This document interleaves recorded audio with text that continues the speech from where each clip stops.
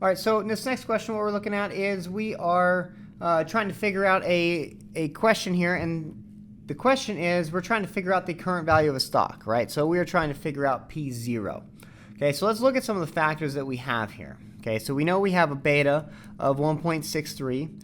We have a risk-free rate of 2.74. We have an equity risk premium of 7.24%.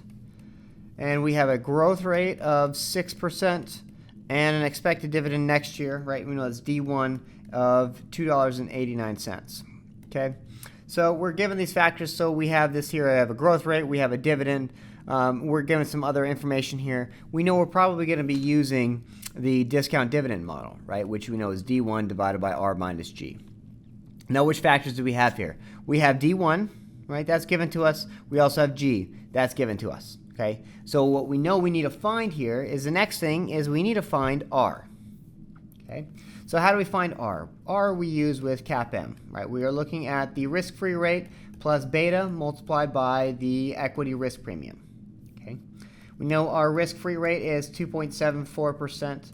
We know that beta is 1.63, and the risk premium is 7.24%. So we know that the return required on this particular stock is going to be 14.54%.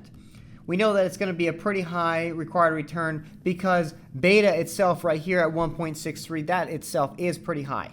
Okay, so we do come up with this number here. It comes us at 14.54%. So we can plug everything we need in here to figure out what the current price of that stock is.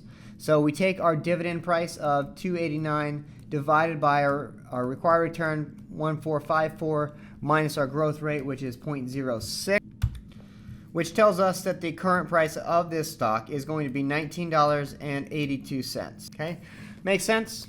Good.